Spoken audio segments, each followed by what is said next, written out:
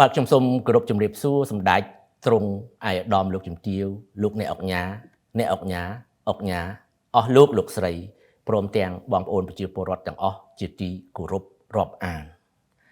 បាទដូចជាយើងបានដឹងទាំងអស់គ្នាហើយប្រហែលថ្ងៃចុងក្រោយនេះរដ្ឋាភិបាលថៃចាប់តាំងពីថ្នាក់រដ្ឋមន្ត្រីរហូតដល់នាយករដ្ឋមន្ត្រីបាននិយាយលៀបពណ៌មូលបង្កាច់ទម្លាក់កំហុសមកលើប្រទេសកម្ពុជាច្រើនពេកហើយដូច្នេះថ្ងៃនេះក្នុងនាមអ្នកនាំពាក្យរាជរដ្ឋាភិបាលកម្ពុជាខ្ញុំសូមឆ្លើយតបយ៉ាងម៉ឺងម៉ាត់ចំពោះរដ្ឋាភិបាលថៃដែលតែងតែបង្វែររឿងអាក្រក់របស់ខ្លួនមកឲ្យកម្ពុជាក្នុងចេតនាអាក្រក់ធ្វើឲ្យប៉ះពាល់ដល់កិត្តិយសសេចក្តីថ្លៃថ្នូររបស់រាជរដ្ឋាភិបាលកម្ពុជារបស់ថ្នាក់ដឹកនាំក៏ដូចជាប្រជាពលរដ្ឋខ្មែរអញ្ចឹងខ្ញុំក្នុងនាមអ្នកនាំពាក្យរាជរដ្ឋាភិបាលមានកាតព្វកិច្ចឆ្លើយតបដើម្បីការពារកិត្តិយសរបស់រាជរដ្ឋាភិបាលថ្នាក់ដឹកនាំនិងប្រជាពលរដ្ឋខ្មែរគ្រប់គ្នាទី1ដោយបងប្អូនយើងបានជ្រាបស្រាប់ម្សិលមិញនេះបាទនាយករដ្ឋមន្ត្រីថៃលោកជំទាវផែថងឋានស៊ីណាវ៉ាត្រាចេញមកប្រកាសក្តែងជាសាធារណៈចោទប្រកាន់លៀបពណ៌ប្រទេសកម្ពុជាពាក់ព័ន្ធទៅនឹងអក្រិតកម្មតាមបណ្ដាញអ៊ីនធឺណិតដោយចាត់ទុកថាប្រទេសកម្ពុជានឹងជាមជ្ឈមណ្ឌលធំនៃអក្រិតកម្មមួយនៅក្នុងពិភពលោកខណៈដែលប្រទេសរបស់ខ្លួនកំពុងតែកើតមានរឿងអាស្រូវនេះក្តៅកគុកអត់និយាយតែបង្វែរមកកម្ពុជាមុននឹងឆ្លើយតបចំណុចនេះខ្ញុំសូមបញ្ជាក់ជូនសាធារណមតិជាតិនិងអន្តរជាតិឲ្យបានជ្រាបប្រទេសកម្ពុជាយើងអត់ដែលបដិសេធថាអត់មានបញ្ហា scam online ការឆក់បោកតាមអនឡាញហ្នឹងទេយើងអត់ដែលបដិសេធទេយើងទទួលស្គាល់ថាប្រទេសយើងត្រូវបានក្រុមបណ្ដាញអ្នកប្រព្រឹត្តការឆក់បោកតាមអនឡាញហ្នឹងប្រើប្រាស់កម្ពុជាជាប្រទេសរងគ្រោះមួយក្នុងចំណោមប្រទេសរងគ្រោះជាច្រើននៅក្នុងជុំវិញតំបន់យើងនេះក្នុងហ្នឹងក៏មានប្រទេសថៃដែរបាទអញ្ចឹងយើងដឹងទាំងអស់គ្នាថា scam online នេះវាជាបញ្ហាស្មុគស្មាញពីព្រោះគេប្រើអ៊ីនធឺណិតតាក់ទងគ្នាដូច្នេះវាពិបាកបន្តិចក្នុងការតាមដានក្នុងការស៊ើបអង្កេតស្រាវជ្រាវប៉ុន្តែរឿងនេះវាទាមទារឲ្យមានកិច្ចសហការគ្នាស្អិតរមួតរវាងរដ្ឋាភិបាលនីមួយៗ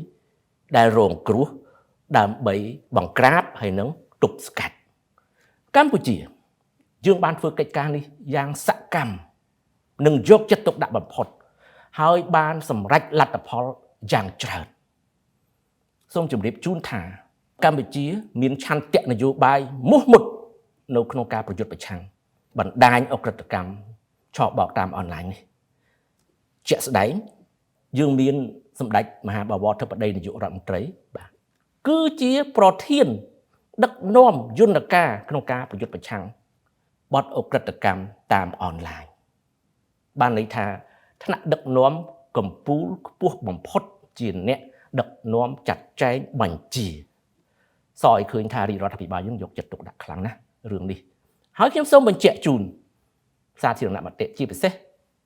ប្រទេសថៃថានាយករដ្ឋមន្ត្រីកម្ពុជាដែលដឹកនាំកិច្ចការនេះគឺជានាយករដ្ឋមន្ត្រីដែលមានអំណាចពេញលេញក្នុងការដឹកនាំចាត់ចែងការងារដោយមិនបាច់ចាំទៅសុំយោបល់ពីយោធាដូចនៅប្រទេសថៃទេសូមជម្រាបបាទដូច្នេះខ្ញុំសូមបញ្ជាក់ឲ្យច្បាស់ចំណុចរឿងនេះថាកម្ពុជាអត់មានប្រកែករឿងហ្នឹងទេតែកម្ពុជាបានកំពុងធ្វើប្រយុទ្ធប្រឆាំងយ៉ាងសកម្មណាបណ្ដាញឆក់បោកតាមអនឡាញនេះឲ្យច្បាស់ត្រង់ហ្នឹងប៉ុន្តែអ្វីដែលខ្ញុំចង់តវ៉ាជាមួយរដ្ឋាភិបាលថៃយ៉ាងម៉ឺងម៉ាត់នៅពេលនេះគឺនៅត្រង់ថារដ្ឋាភិបាលថៃបានបង្វែររឿងអាក្រក់ទាំងអស់ដែលកើតនៅក្នុងប្រទេសរបស់ខ្លួនមកកម្ពុជាក្នុង ចេតនាអាក្រក់បាទបងប្អូននៅចាំទេប្រហែលថ្ងៃមុននេះរដ្ឋមន្ត្រីសេដ្ឋកិច្ច Digital សង្គមរបស់ថៃទើបតែបាននិយាយដូចគ្នាអញ្ចឹងបាទចោតប្រកាន់កម្ពុជាជាមជ្ឈមណ្ឌលអីអក្រិតកម្មអនឡាញអីស្រាប់តែនិយាយមិនទាន់បានរួចពីមាត់ផងបាទរឿងអាស្រូវបានផ្ទុះពេញប្រទេសថៃសារព័ត៌មានបរទេសសារព័ត៌មានក្នុងស្រុកចុះព្រួងព្រាតអំពីអក្រិតកម្មអនឡាញនៅក្នុងប្រទេសថៃដែលគេរកឃើញសម្បុកមួយយ៉ាងធំនៅលើទឹកដីថៃផ្ទាល់តែម្ដងហើយមិនត្រឹមតែជាសម្បុកអក្រិតជននៃការជួញដូរមនុស្សជួញដូរតាមអនឡាញទេថែមទាំងជាមជ្ឈមណ្ឌលចែកចាយបណ្ដាញថែមទៀតឃើញទេបាទទាន់ហន់បាទទោះជាយ៉ាងនេះក៏ដោយស្រាប់តែម្សិលមិញនាយករដ្ឋមន្ត្រីថៃចេញមកនិយាយដដែលដោយចោទមកលើកម្ពុជាដែលកម្ពុជាអត់មានកើតអីសោះស្ងាត់ឈឹងខ្លួនគាត់កើតក្តៅកគុកអត់និយាយចោទមកប្រទេសកម្ពុជានេះជារឿងដែលខ្ញុំត្រូវតបបញ្ជាក់ទៅភាគីថៃវិញឲ្យច្បាស់ត្រង់ចំណុចត្រង់ហ្នឹងបាទចង់និយាយថាម៉េចចង់និយាយថាផ្ទះរបស់ខ្លួនឯងសិតតែសម្រាមប៉ុន្តែមកចង្អុលឲ្យគេបោសផ្ទះគេនេះជារឿងដែលកំពុងកើតនៅក្នុងប្រទេសថៃដូច្នេះវាជារឿងគួរឲ្យខ្មាស់អៀនណាស់ដែលខ្លួនខំនិយាយបង្វែរបន្លប់ភាពអាម៉ាស់របស់ខ្លួនទម្លាក់កំហុសមកប្រទេសកម្ពុជាដោយគ្មានការទទួលខុសត្រូវអ្វីដែលគួរឲ្យអស់សំណើចហួសចិត្តមួយទៀតនាយករដ្ឋមន្ត្រីថៃបាទលោកជំទាវផែថងឋានស៊ីណាវ៉ាត្រាបានលើកឡើងថាថៃមានបំណងកាត់ផ្ដាច់អ៊ីនធឺណិតនិងអគ្គិសនីមកកម្ពុជាដើម្បីកុំឲ្យបំរើគេហៅថាបណ្ដាញរបស់អក្រិតជនតាមអនឡាញវាជារឿងគួរឲ្យអស់សំណើចនៅត្រង់ថាខ្ញុំមិនដឹងថាលោកជំទាវនាយករដ្ឋមន្ត្រីក្តាប់រឿងមិនបានឬមួយក៏ភ្លេចដោយសារតែលោកជំទាវទទួលសម្ពាធនយោបាយផ្ទៃក្នុងខ្លាំងពេកត្រូវគេទាមទារឲ្យចុះចេញពីតំណែងណាភ្លេចតាមពិតកម្ពុជាបានប្រកាសរួចហើយតាសម្ដេចធិបតីនាយករដ្ឋមន្ត្រីលោកបានប្រកាសហើយថាកម្ពុជាបានកាត់ផ្ដាច់យូរហើយតាលោកជំទាវបាទអ៊ីនធឺណិតអគ្គិសនីលែងប្រើពីប្រទេសថៃហើយកម្ពុជាកាត់ដោយខ្លួនឯងមិនបាច់ចាំថៃកាត់ទេហើយនេះបានជាមកទៅនិយាយរឿងហ្នឹងនៅពេលនេះវាជារឿងហួសចិត្តគួរឲ្យអស់សំណើចមែនទែនបាទអើយមកដល់ត្រឹមនេះយើងអាចនិយាយបានថាការមូលបង្កាច់ទម្លាក់កំហុសទៅលើអ្នកដទៃនេះខ្ញុំកាដូចជារដ្ឋាភិបាលនិងយោធាថៃមានជំនាញខ្លាំងមែនទែនរឿងហ្នឹងបាទគឺតែងតែធ្វើអញ្ចឹងរហូតជាក់ស្ដែងឥឡូវខ្ញុំវិលទៅរឿងព្រំដែនបាទដែលកំពុងតែតានតឹងប្រឈមមុខដាក់គ្នាមកដល់សប្តាហ៍ថ្ងៃនេះដោយសារអ្នកណាគេភាគីថៃគឺជាអ្នកបង្ករឿងដោយបានចូលមកបាញ់កងទ័ពខ្មែរម្នាក់ឲ្យស្លាប់នៅក្នុងលីនដ្ឋានក្នុងបូរណភាពទឹកដីរបស់ខ្លួនឃើញទេដូច្នេះបន្ទាប់ពីក្រសួងការបរទេសកម្ពុជាបានកំណត់ទូតតវ៉ាយ៉ាងខ្លាំងទាមទារឲ្យមានការស៊ើបអង្កេតនាំយកជនដៃដល់ទៅផ្ដន្ទាទោសតាមច្បាប់ថៃអត់អើពើទេបែរទៅជាបង្កើតស្ថានភាពថ្មីទៅបិទព្រំដែនជាឯកតោភាគីតាមទំនឹងចិត្តណាដល់ពេលកម្ពុជាចាត់វិធានការតបវិញណាខ្លួនបើកម៉ោង8កម្ពុជាបើកម៉ោង9ខាតខ្លួនឯងបន្ទាប់មកទៀតកម្ពុជាបានចាត់វិធានការបិទគប់ការនាំបន្លែផ្លែឈើចូលមកកម្ពុជាខាតខ្លួនឯងប្រជាជនអ្នកដាំបន្លែផ្លែឈើសល់បោះចោលធ្វើឲ្យពួកគាត់ខឹងសម្បាហើយក៏ចេះតែលងខ្លួនបាទមិនដឹងថាត្រូវធ្វើម៉េចចង់បកក្រោយវិញប៉ុន្តែទាញកម្ពុជាឲ្យចូលរួមដោះស្រាយតាមរយៈការចរចានេះគឺជាកលល្បិចខ្លួនឯងអ្នកបង្កទាញកម្ពុជាថាឲ្យចរចាគ្នាដើម្បីបើកព្រំដែនឡើងវិញកម្ពុជាអត់ព្រមថ្នាក់ដឹកនាំយើងអត់ព្រមជាដាច់ខាតអញ្ចឹងថៃរដ្ឋាភិបាលនិងយោធាថៃហាក់បីដូចជាកំពុងនៅក្នុងស្ថានភាព ជ្រុលក្បាលកពើទៅមុខខាតថយក្រោយមិនរួចហើយឥឡូវមើលបញ្ហាព្រំដែនយើងដែលកំពុងតានតឹងឡើងជាលំដាប់ដោយសារថៃជ្រុលក្បាលកពើមិនដឹងធ្វើអីចេះតែបន្តរុលបន្តិចធ្វើអញ្ចេះបន្តិចធ្វើចុះតាមទំនឹងចិត្តបន្តិចប្រកាសបិទព្រំដែនទៀតបាទជំរាបថ្នាក់ដឹកនាំរបស់យើងបានបញ្ជាក់រួចហើយថាកម្ពុជារងចាំកំដរថៃគ្រប់ស្នៀតយើងអត់ធ្វើមុនទេរឿងបិទព្រំដែននេះបាទប៉ុន្តែយើងអាចកំដរថៃបាននេះជាជំហររបស់ទាំងសម្ដេចតេជោហ៊ុនសែនទាំងសម្ដេចធិបតីនាយករដ្ឋមន្ត្រីបានបញ្ជាក់ឲ្យខ្ញុំគ្រាន់តែបញ្ជាក់ឡើងវិញប្រាប់បងប្អូនជនរួមជាតិក៏ដូចជាប្រាប់ទៅភាគីថៃឲ្យបានយល់បាទអំពីរឿងនេះហើយ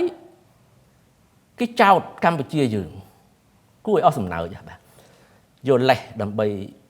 ធ្វើឲ្យមានភាពតានតឹងព្រំដែនគេថាកម្ពុជាយើងឈ្លានពានទឹកដីគេរំលោភបំពានបង្រាយទាហានអីគ្រប់បែបយ៉ាងចូលប្រមាណគីឡូម៉ែត្រអីទៅក្នុងទឹកដីរបស់គេហូរហែចង់អស់សំណើចនិយាយទៅគេថាដីនឹងជារបស់គេអី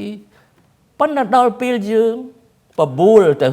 តុលាការយុត្តិធម៌អន្តរជាតិអត់ហ៊ានចុះបើអ្នកច្បាស់អញ្ចឹងយកភ័ស្តុតាងទាំងអស់ទាំងទៅដាក់ឲ្យតុលាការទៅវាមិនស្រួលចប់ដោយសន្តិវិធីដោយសន្តិភាពមិនចាំបាច់នៅរោរឿងគេឲ្យព្រមទៅតុលាការឲ្យអួតថាគេនឹងចូលទឹកដីរបស់ខ្លួនអីប្រមាណគីឡូអីសពបែបយ៉ាងទាំងអស់បាទវាជារឿងគួរឲ្យអស់សំណើចហួសចិត្តបាទអញ្ចឹងខ្ញុំសូមអំពាវនាវម្ដងទៀតភាគីថៃឲ្យមានសេចក្តីក្លាហាននាំយករឿងហ្នឹងទៅតុលាការយុត្តិធម៌អន្តរជាតិបើសិនជាអ្នកចោទថាកម្ពុជារំលោភបំពានទឹកដីរបស់អ្នកនោះបាទអញ្ចឹងហើយបានជាចេះតែបង្ករឿងបាទបង្ករឿងគ្រប់យ៉ាងគំរាមផ្ដាច់ភ្លើងផ្ដាច់អ៊ីនធឺណិតអីសពគ្រប់ហើយបើមើលទៅសភាពការខ្លួននៅពេលដែលខ្លួនទៅណាមិនរួចទាល់ច្រកទៅបង្កើតសភាពការមួយទៀតជាហោហែផឹងគោវាយរទេសភាសាខ្មែររបស់យើងណាគឺដូចចរិតបែបកូនក្មេងខ្ញុំនិយាយឲ្យត្រង់ទៅបាទហើយចុងក្រោយនេះកម្ពុជាបានសម្រេចមួយទៀតគឺឈប់នាំប្រេងឥន្ធនៈនិងឧស្ម័នពីប្រទេសថៃក្រោយពីពួកអស់លោកបានគម្រាមប្រមាថប្រជាពលរដ្ឋខ្មែរយើងប្រទេសកម្ពុជាយើងថាបើសិនជាកាត់តែប្រេងចេញកម្ពុជានឹងដាច់ខ្យល់ប៉ុន្តែខ្ញុំសូមជម្រាបណាកម្ពុជាក្នុងសករាជតេជោធិបតីមិនស្ថិតនៅក្រោមគំនាបរបស់បរទេសណាទេយើងអាចរស់នៅដោយរឹងប៉ឹងដោយខ្លួនឯងបាទ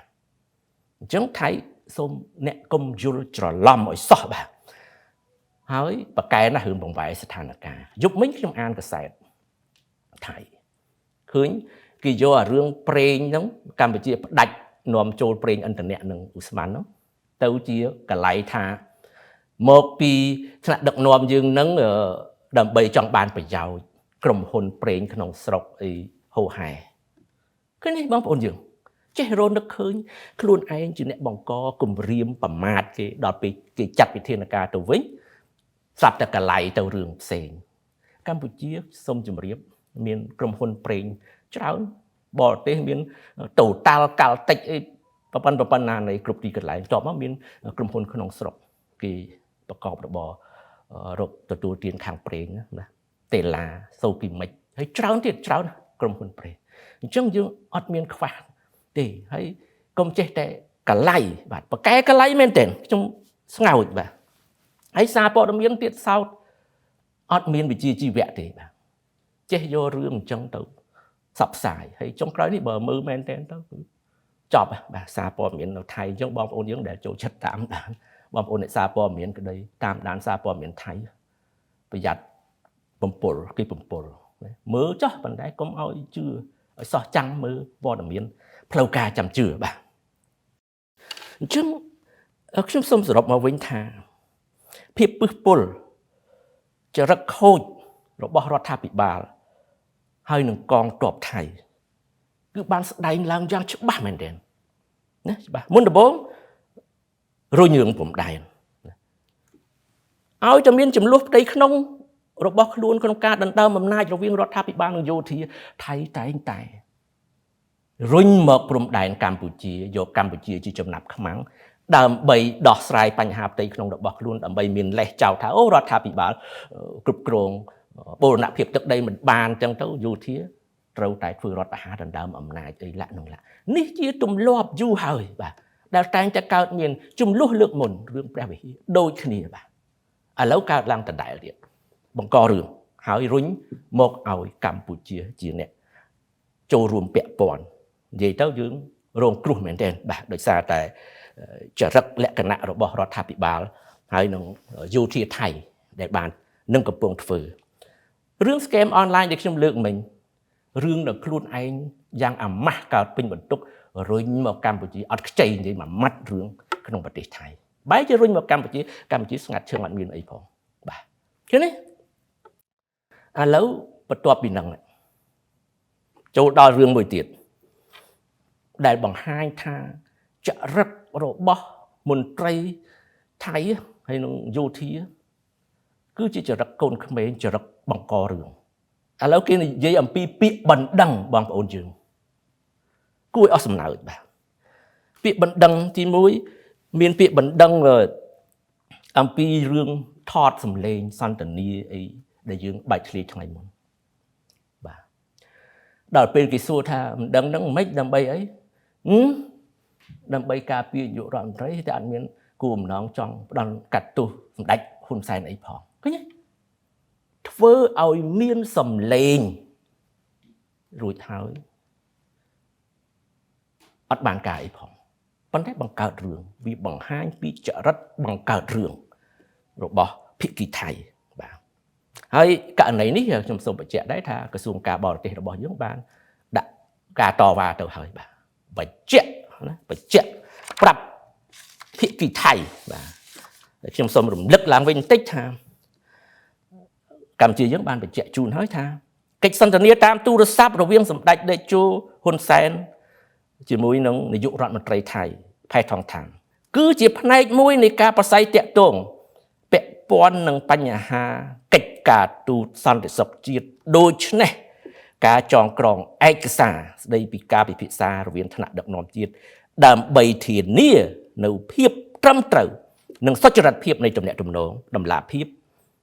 និងការគ្រប់គ្រងចំពោះការទទួលខុសត្រូវរបស់ស្ថាប័នណាការិយាល័យសាធារណៈគឺជាការចាំបាច់ហើយការអនុវត្តនេះគឺត្រឹមត្រូវតាមស្តង់ដារមានការទទួលស្គាល់ជាអន្តរជាតិបាទមានអីខុសទេអញ្ចឹងមានន័យថាម៉េចពាក្យបណ្ដឹងហ្នឹងវាគ្រាន់តែធ្វើឲ្យមានសម្លេងណាដើម្បីរឿងគេធ្វើឲ្យតែមានណាបាទប៉ុណ្ណឹងទី2គេនាំគ្នានិយាយទៀតណាវាគួរអស់សំណើចករណីលឹមកំយ៉ាបងប្អូនយើងនៅចាំបាទឃាតកម្មកើតឡើងនៅលើទឹកដីរបស់ខ្លួនពាក្យបណ្ដឹងនេះមើលទៅឈួតលីលាមែនទេបាទអត់មានអីទាំងអស់ឃាតកម្មកើតនៅលើទឹកដីរបស់ខ្លួនមិនអាចចាត់ចែងបានហើយមកបន្ទោសភ្ជាប់ទាញសម្ដេចតេជោទៅភ្ជាប់ទៀតបាទកម្ពុជាជនដៃដល់គឺជាជនជាតិថៃហើយរត់មកកម្ពុជាបានសហការចាប់បញ្ជូនត្រឡប់ទៅវិញនេះបង្ហាញឲ្យឃើញថាម៉េចបង្ហាញឃើញថាកម្ពុជាបានសហការយ៉ាងពេញលេញហើយប្រកបដោយភាពស្មោះត្រង់ហើយនឹងស្មោះសរតម្លាភាពអត់ខ្លាចបើសិនជាកម្ពុជានៅពីក្រោយឃាតកម្មហ្នឹងវាមិនដែលមានអ្នកណាចាប់បញ្ជូនជនដៃដល់ទៅឲ្យថៃវិញទេគិតតែប៉ុណ្្នឹងក៏យល់ដែរបាទដូច្នេះពាក្យបណ្ដឹងទាំងអស់នេះបើយើងសរុបទៅវាគ្រាន់តែធ្វើឲ្យមានសម្លេងបែបមនុស្សខូចធ្វើម៉េចកូនក្មេងខឹងគេធ្វើអីគេមិនបានអីក៏ជាមរាយគេនិយាយអស់បាទនេះជាចរិតដែលគួរឲ្យសោកស្ដាយជំរឿបាទសម្រាប់អ្នកនយោបាយថៃកងទ័ពថៃអញ្ចឹងបើយើងសរុបមកវិញគ្រប់រឿងទាំងអស់ដែលកើតឡើងទាំងបាល់ម៉ានគឺថៃជាអ្នកបង្កហេតុបាទខ្ញុំស្នើឲ្យរដ្ឋាភិបាលថៃលោកជំទាវនាយករដ្ឋមន្ត្រីឬក៏អ្នកនយោបាយពិនិត្យឡើងវិញចំណុចនេះ ពិនិត្យថាប្រទេសរបស់អស់លោកអ្នកមិនមែនមានរឿងតែមួយកម្ពុជាទេណាជំទឹះអញ្ចឹងត្រូវតែពិនិត្យឡើងវិញមួយទៀតបាទគឺខ្ញុំមើលទៅប្រតិកម្មផ្សេងដែលអ្នកនយោបាយថៃធ្វើឡើងខ្វះភាពចាស់ទុំខ្វះការចេះដឹងខ្ញុំសូមគោរពបញ្ញវន្តថៃជាច្រើនដែលលោកមានការចេះដឹងយល់ហើយបាននិយាយប្រាប់ជាសាធារណៈដល់រដ្ឋាភិបាលដល់កងទ័ពដល់អ្នកនយោបាយថៃអំពីការពិតគេអ្នកចេះដឹងមានច្រើនណាស់នៅក្នុងប្រទេសថៃប៉ុន្តែមិនដឹងយ៉ាងម៉េចរដ្ឋាភិបាលធ្វើដូចចរិតកូនក្មេងដូចខ្ញុំនិយាយមិញធ្វើអីមិនបានក៏បានជេរដែរថ្មីឲ្យមានសម្លេងវាជារឿងមួយដែលខ្វះភាពចាស់ទុំខ្លាំងណាស់អញ្ចឹងខ្ញុំសូមផ្ដល់អនុសាសន៍ទៅវិញក្នុងនាមអ្នកនាំពាក្យរាជរដ្ឋាភិបាលឈប់ទៅបាទឈប់ទៅចរិតលក្ខណៈបែបហ្នឹងបាទកែទៅហើយខ្ញុំសូមថាជំនួសឲ្យការប្តឹងផ្ដាល់កម្ពុជាពីករណីដែលខ្ញុំលើកមិញថៃអញ្ញាធរថៃគូយកពេលវេលានេះទៅស៊ើបអង្កេតករណីដែលទាហានរបស់ខ្លួនបាញ់សម្លាប់កងទ័ពខ្មែរម្នាក់កាលពីថ្ងៃ28ខែឧសភានេះជាឃាតកម្មពិតប្រាកដនៅលើទឹកដីរបស់ដេចទទួលស្គាល់យកជនដៃដល់ទៅផ្ដន់ទាទូនេះទើបជាកិច្ចការដែលត្រូវធ្វើមិនមែនធ្វើពាក្យបណ្ដឹងឲ្យទៅលឺសម្លេងអត់ប្រយោជន៍នឹងទេបាទវាគួរឲ្យអស់សំណើចខ្មាស់គេទី2សូមប្រើពេលវេលាទៅដោះស្រាយបញ្ហាផ្ទៃក្នុងខ្លួនឯងដែលកំពុងតែវល់នេះបាទរដ្ឋាភិបាលផ្សេងយោធាផ្សេងគណៈបកនយោបាយច្បុកច្បល់ចេញចូលរដ្ឋាភិបាលមិនដឹងស្អីនោះជាពេលវេលាសំខាន់ដែលត្រូវដោះស្រាយបញ្ហាផ្ទៃក្នុងមិនបានជាចេះតែរុញរោរឿងគេគ្រប់ទិសអញ្ចឹងបាទអញ្ចឹងជាចុងក្រោយនេះខ្ញុំសូមផ្ដាំទៅភាគីថៃថាកម្ពុជាបានសុខហើយកម្ពុជាមានសន្តិភាពក្រោមការដឹកនាំដ៏ត្រឹមត្រូវនិងប្រកបដោយបញ្ញាវាងវៃបទពិសោធន៍យុទ្ធសាស្ត្រគ្រប់ជ្រុងជ្រោយរបស់សម្ដេចតេជោហ៊ុនសែនអតីតនាយករដ្ឋមន្ត្រីក៏ដូចជាសម្ដេចធិបតីហ៊ុនម៉ាណែតនាយករដ្ឋមន្ត្រីបច្ចុប្បន្នយើងកំពុងតែនាំប្រទេសយើងឈានទៅការអភិវឌ្ឍសម្រាប់ចក្ខុវិស័យកម្ពុជាឆ្នាំ2050ក្លាយជាប្រទេសមានចំណូលខ្ពស់កម្ពុជាបានបញ្ជាក់ហើយថាយើងស្រឡាញ់សុខសន្តិភាពយើងចង់បានព្រំដែនសន្តិភាពមិត្តភាពកិច្ចសហប្រតិបត្តិការក្នុងនាមជាអ្នកជិតខាងល្អអញ្ចឹងទុកឲ្យកម្ពុជាបានសុខផងកុំចេះតែរុញបញ្ហាមកឲ្យកម្ពុជាហើយខ្ញុំសូមបញ្ជាក់ជូនមួយទៀតថានៅពេលដែលមានបញ្ហាព្រំដែននេះឃើញស្រាប់ហើយប្រជាពលរដ្ឋខ្មែរទាំងក្នុងនិងក្រៅប្រទេសស្រុះគ្នាណាបាទរួមគ្នាសាមគ្គីជាធ្លុងមួយជាសម្លេងតែមួយក្នុងការគ្រប់គ្រងរាជរដ្ឋាភិបាលនិងកងទ័ពយើងដើម្បីការពារបូរណភាពទឹកដីមិនឲ្យបាត់បង់នេះគឺជាចំណុចខ្លាំង